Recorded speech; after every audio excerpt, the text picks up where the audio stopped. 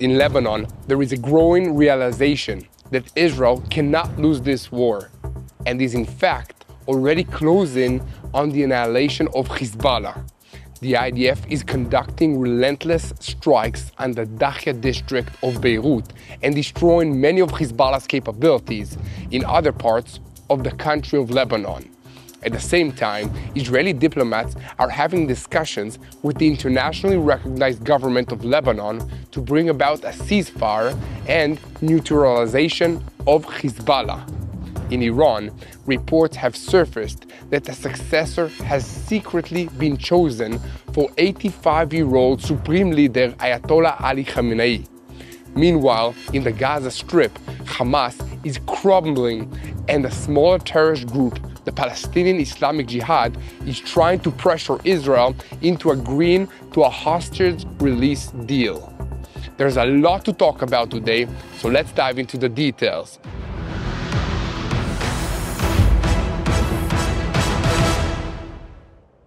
I'm Yair Pinto, and this is your Boots on the Ground report about what is happening in Israel on the 408th day of the war against Hamas, Hezbollah, the Houthis in Yemen, all the Shiite militias in Iraq and Syria, and all of them are under the auspices of Iran, which is the head of the axis of evil in the Middle East. A moment before we begin, please take a second to find the subscribe button and click on it so that you'll never miss another episode of Boots on the Ground. The IDF has completed several waves of strikes on Hezbollah targets in the Dakhia neighborhood of Beirut since last Friday morning and through Shabbat. According to the IDF spokesperson's unit, during these strikes, terror headquarters, weapons depots, and other terror infrastructure of the organization were attacked. Simultaneously, Air Force fighter jets attacked and destroyed in southern Lebanon a rocket stockpile and 15 launchers, some of which were ready to be launched towards the Israeli territory. Among the destroyed launchers was the one from which rockets were fired towards the Dan region in Wednesday, which is the center of Israel. The IDF emphasized that all the targets attacked were deliberately located by Hezbollah in the heart of the civilian population, which constitutes another example of the cynical use of Lebanese civilians as human shields by the terrorist organization. The Commando Brigade combat team, under the command of Division 91, has been operating in recent days in southern Lebanon in complex terrains, in an area of which missiles and rockets were fired towards northern communities. Air, firepower, and anti-tank fire, the forces are eliminating terrorists, advancing and scanning the area to locate and destroy launchers, underground infrastructure, and weapons. Armored forces from the Brigade 7, operating under the commando team, discovered the tunnel shaft used as a weapons depot, where crates of equipment with explosives, ammunition, and grenades were found. The infrastructure was destroyed using explosive charges, amongst with a pickup truck that was found to be fitted with a mobile rocket launching array directed at northern Israel communities. Other weapons captured and destroyed by the commandos in recent days include anti-tank missiles, mortar bombs, and vests filled with combat equipment, along with over 25 crates containing new missiles ready for launch. Despite their heavy losses in manpower, weapons, ammunition, equipment, and supplies, Hezbollah is not ready to surrender, and the IDF has taken off the gloves. The footage of collapsing buildings in the Dakhia neighborhood of southern Beirut in recent days only adds to Hezbollah's humiliation. The IDF has openly declared that they want to force Hezbollah's remaining leadership that it has no choice but to surrender, and the pressure Israel is putting on Hezbollah will only increase in the coming hours and days. In the past week, the fighting on the northern front has already reached a new level of intensity. Both sides are trying to create an image of victory, or, in Hezbollah's case, at least, non-failure. Hezbollah is trying to increase the rate of fire on Israel's civilian communities in the Galilee region in the north, so that it does not look like it agreed to a ceasefire because it is losing. However, the Israeli Air Force is attacking the heart of Hezbollah's operational capabilities in broad daylight, destroying the buildings that Hezbollah has placed their most valuable military assets in. This provides Israel with a much more convincing image of victory, unleashing staggering firepower on the remnant of this once greatly feared terrorist organization. Data published on Saturday evening shows that in addition to the large-scale strikes on Beirut over the weekend, 12 launchers in southern Lebanon that were ready to be launched towards Israel were destroyed, and 10 significant terror targets were attacked in the city of Tyre. During these operations, the Air Force continued intelligence-gathering missions and thwarted Hezbollah operatives deep inside Lebanon. In addition to the attacks that the Air Force carried itself, they also directed attacks by the ground forces and intercepted UAVs fired at Israel. The effects of all this pressure on Hezbollah is clear. In addition to the destruction of most of their strategic assets, they are also generally being pushed back in all areas.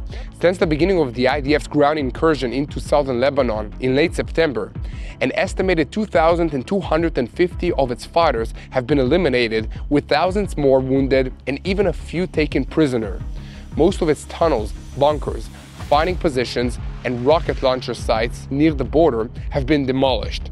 Enormous quantities of the weapons, ammunitions, and equipment that Hezbollah had placed in these positions to be used in an invasion into the Galilee have been captured or destroyed by the IDF. Its logistical networks, which it would need to bring fresh supplies, have also been heavily damaged and degraded. And yet, Hezbollah is still alive and insisting on continuing the battle that it has already lost. Most of the rockets and UAVs that Hezbollah fighters continue to fire into Israel get intercepted or fall in open areas. These rockets sometimes start forest fires, but they rarely kill anyone or do serious damage to buildings or other infrastructure. Most of the rockets that manage to penetrate into the Israeli territory are medium to long-range weapons, as the IDF is now operating up to 7 kilometers into the Lebanese territory, and short-range rockets are of limited utility. Still, some of them do manage to get through the defense, although their maximum range only brings them to the outskirts of Haifa, an Israeli city. The pessimistic forecasts on the eve of the war spoke of a scenario of an average firing of 70 rockets into the city of Haifa every hour, every day of the fighting. In practice, Hezbollah is barely managing to fire 90 to 100 rockets every day of fighting to all areas, and as mentioned, it is already struggling to aim even at the city of Haifa. However, they've had a little more success with suicide drones. On Saturday morning, Hezbollah, continuing the effort of recent days, tried to launch 4 UAVs towards Israel. Although the relatively small explosive payloads that these weapons can carry means the damage they can do is also limited, their main impact is spreading fear in the civilian population. Last Thursday, for instance, almost 1 million Israeli citizens were forced to take shelter because of a suicide drone that penetrated the Israeli airspace and eventually hit the Eliakim base, causing injury to 2 soldiers. At the same time, Hezbollah is making efforts to prevent the forces that have survived the fighting so far, with emphasis on the Radwan forces and additional units. This is because Hezbollah believes that after the war with Israel is over, it will face the wrath of its domestic Lebanese opponents, who blame Hezbollah for dragging Lebanon into an unnecessary war with Israel. Israel makes no secret of its desire to weaken Hezbollah to a point where it will be possible for other factions in Lebanon to prevent it from re-emerging as the most powerful military force in Lebanon after the IDF withdrawals. On that note, it's important to mention that Lieutenant Colonel Avichai Aderi, the IDF spokesperson in Arabic, has become a very well-respected figure in Lebanon. When he posts a message on social media, especially if it's a warning to evacuate an area near the Hezbollah position that the IDF is about to hit, everyone pays careful attention to it. It is important for you to understand that fighting Hezbollah is not easy, and there have been many casualties in the IDF. We all mourn these brave soldiers who made the ultimate sacrifice, but we also honor them because we know their sacrifice was not in vain. The IDF is taking care of business in southern Lebanon, cleaning up all the terrorist infrastructure that the United Nations have allowed Hezbollah to build there. And the victory that they are winning will secure our northern border for many years to come. So guys, please continue to help us spread the truth by sharing our videos on YouTube, subscribing to this YouTube channel, and following us on social media. Also, don't forget our news site that keeps you updated in real time on what is happening in Israel. So go to tbnisrael.com and stay tuned with the truth. If you'd like to support our work, you can do so on our website. Switching our focus to Hezbollah's masters in Iran, Israeli officials revealed over the weekend that the strike on Iran on October 26th included the destruction of critical piece of Iran's nuclear weapons program that is located in the city of Parchim. For a closer look at these revelations, I'd like to turn it over to TBN's senior Middle East analyst, Mati Shoshani. Thank you, Yair. Significant developments are unfolding in Iran that could have profound implications for the region and beyond. Now let's delve into three major stories that are interconnected and highlight the current state of affairs in Iran. The first story is about the impact of the Israeli strike on Iran's nuclear capabilities on October the 26th. Israel conducted an airstrike on Iran, including a military complex at Parchim. This operation targeted the Tel Gahan 2 facility within the complex, significantly impacting Iran's potential to develop a nuclear weapon if it chooses to do so in the near future. According to senior Israeli officials, the advanced equipment destroyed in the airstrike is crucial for shaping and testing shaped plastic explosives that constitute the triggering mechanism for a nuclear device. Now, the loss of this equipment is a severe setback for Iran's nuclear weapon development process, and the officials noted that if Iran attempts to replace or rebuild this equipment, Israeli or American intelligence agencies are confident they can detect such activities. One senior Israeli official stated, "This equipment is a bottleneck. Without it, the Iranians are stuck. If they decide to rebuild a bomb, they will need a new piece of equipment, and we will be able to identify it." It is important to note that Iran has used this equipment before, freezing its military nuclear program in 2003. Over the past year, American and Israeli officials have observed that Iran has resumed research activities related to nuclear weapon development, although they have not taken concrete steps towards building a functioning atomic bomb. Now, behind the scenes, when Israel was preparing its retaliation for the massive Iranian missile attack on October the 1st, the Tel Gahan 2 facility was selected as a prime suspect. President Biden requested that Prime Minister Netanyahu avoid striking Iran's declared nuclear facilities to prevent escalation. However, since Tel Gahan 2 was not part of Iran's declared nuclear program, the Iranians could not publicly acknowledge its existence or admit the damage without incriminating themselves and admitting to violations of the Nuclear Non-Proliferation Treaty. That is very clever. An American official commented, "The strike was not a so subtle message that the Israelis have significant access to what is happening within the Iranian system, even when it comes to highly secretive activities known to a very small group within the Iranian government." Another story out of Iran in recent days involves the selection of Iran's next supreme leader in a dramatic and clandestine development. Iran's Assembly of Experts convened secretly on September the 26th to select the country's next supreme leader. Now, according to sources from within the Iran International newspaper, Mujtaba Khamenei, the son of the current supreme leader, Ayatollah Ali Khamenei, was unanimously chosen to succeed his father, even during his father's lifetime. The approximately 60 members of the assembly were summoned urgently without prior notice, an unusual move requested by the supreme leader himself. Reports indicate that while there were some objections to both the nature and process of the selection, the insistence of the supreme leader and his representatives, possibly accompanied by direct threats, led all attending members to vote in favor of Mujtaba's appointment. The decision was kept under strict secrecy due to fears of public unrest. Members were instructed to maintain confidentiality, with warnings of personal repercussions for any leaks.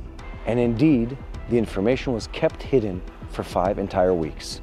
This event is of strategic importance with unprecedented implication for Iran's future, particularly concerning the continuity of the current regime's policies. For years, Ayatollah Khamenei has been grooming Mojtaba to succeed him.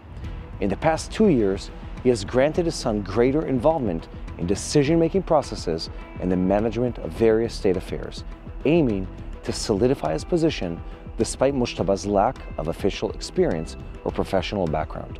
Some sources suggest that the supreme leader intends to transfer power to Mojtaba while he is still alive, in order to ensure a smooth succession and to leverage his influence to secure his son's position. Now, there's apparently some concern that if Mojtaba's appointment were to be made after Khamenei's death, it could face significant obstacles and opposition. In this context, it is worth recalling that this is not the first time such a move has been attempted. In September 2022, there was considerable discussion about Mojtaba's potential selection during an assembly meeting.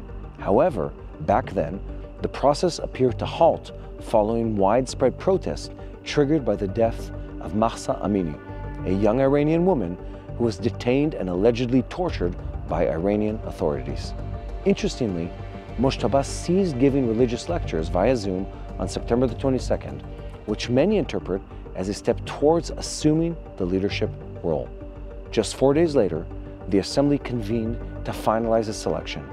The secrecy surrounding these events suggested a deliberate effort to avoid triggering public dissent similar to previous protests.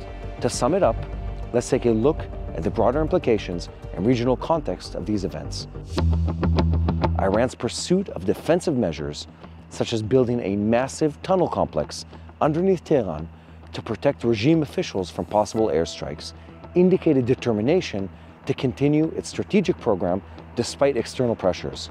Moreover, the clandestine appointment of Mojtaba Khamenei signifies an attempt by the current regime to maintain its ideological continuity and grip on power. Now, by ensuring succession within his lifetime, Ayatollah Khamenei seeks to prevent potential power struggles and secure the hardline path Iran has been following. These moves could have significant ramifications. The Iranian populace has shown a propensity to protest against the regime, especially when faced with issues like political repression and economic hardship. The secretive appointment may fuel further dissent, as it is sure to be perceived as undemocratic and nepotistic. In terms of Iran's external relations, a leadership transition, particularly one that solidifies hardline control, would obviously have significant impacts with all the major regional and global players. In particular, it is sure to affect ongoing negotiations over Iran's nuclear program and its regional activities. However, with the loss of critical equipment needed to fabricate a nuclear weapon at Pirchin, Iran faces setbacks in its potential nuclear weapons development. Iran has suffered significant setbacks on this project before, and its determination to rebuild and continue research suggests that it remains committed to advancing its capabilities in this nuclear field. In conclusion, Iran is at a pivotal junction. The combination of strategic military setbacks, internal political maneuvers, and the potential for public unrest present a complex and volatile situation. The international community will be closely watching how these developments unfold, as they have significant implications for regional stability and global security. Here at TBN Israel, we will also continue to monitor these events and provide updates as more information becomes available. And now, back to Yair Pinto. Thank you, Mati. Now, a moment before we continue, I want to ask you to support the truth by donating to us so that we can continue to bring you up-to-date and detailed content on what is happening in Israel. You can support us through tbnisrael.com/give. Now, switching our focus to the Gaza Strip. Forces from Division 162 continue to operate in the Jabalia and the Bet Lachia area, and the combat team fighters of the Nachal Brigade continue to fight in the Rafah area under the command of the Gaza Division. Over the last 24 hours, these forces eliminated many terrorists, destroyed terror infrastructure, and captured many weapons and explosives. Meanwhile, the Palestinian Islamic Jihad organization published a video of the Israeli captive Sasha Trupnov. שמי אלכסנדר טרופנוב. Security officials see the publication of the video as another attempt to pressure Israel to stop the war in the Gaza Strip and to use it as part of the psychological terror campaign against the state of Israel and its people. The Hamas organization has been keeping silent for a long time since the elimination of Yahya Sinwar on the matter of the Israeli hostages. The Palestinian Islamic Jihad is taking a much more active role in publishing videos and other media to try and push for a deal. Security sources believe that the Palestinian Islamic Jihad is holding 10 of the remaining 101 hostages who are still held in the Gaza Strip. One of them is Sasha Alexander Trupnov, 29 years of age, who was kidnapped from kibbutz Nir Oz as his father, Vitali, was murdered in the kibbutz on October 7, 2023.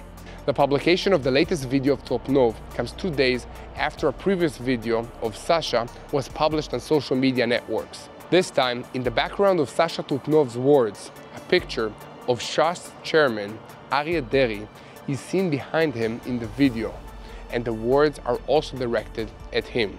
2 previous videos of Trupnov from captivity were published last May. The assessment of the security officials in Israel is that the words said in the videos were dictated to the captive by the Islamic Jihad terrorists as part of the campaign of psychological warfare that they are conducting against Israel. In the previous video, Sasha addressed his family and spoke about the difficulty of the prolonged stay in captivity. He also criticized the Israeli government, which he says shows indifference, and called on the Israeli citizens to go out and demonstrate in the streets. In this video, he focused on Shas chairman Aryeh Deri and urged him to act for the mitzvah of the obligation to redeem captives and release all the Israeli captives in captivity to save their lives and return them to their families. Hamas took advantage of the publication of the video to send a message to Israel and to the United States. Bassem Naim, a member of Hamas's political bureau, told a French news agency that Hamas is ready for a ceasefire as soon as such a proposal is put on the table, which Israel is committed to. After the publication of the video, yesterday, the Russian Foreign Ministry issued an official statement calling for the release of all the captives immediately and unconditionally. This is in line with Russia's outreach to Hamas a year ago, in which it requested the release of captives who are Russian citizens and even provided the list of their names. The person handling the matter on behalf of Russia is Mikhail Bogdanov, Deputy Foreign Minister of Russia, and his contact person is senior Hamas figure Musa Abu Marzouk. I would like to conclude by paying my respects to a hero who fell defending the state of Israel. On Saturday evening, the IDF spokesperson's unit published the name of Ori Nisanovich, 21 years of age, from Jerusalem. He was a soldier in the 13th Battalion of the Golani Brigade who was killed in action on Friday in an encounter with Hezbollah terrorists in southern Lebanon. Since the beginning of the war, 795 soldiers have been killed in action. I would like to ask you to pray for the safety of the IDF soldiers wherever they are, in the air, at the sea, and on land if they're fighting against Hezbollah in Lebanon or against Hamas in the Gaza Strip. Pray for the swift return of the captives from the Gaza Strip to their families.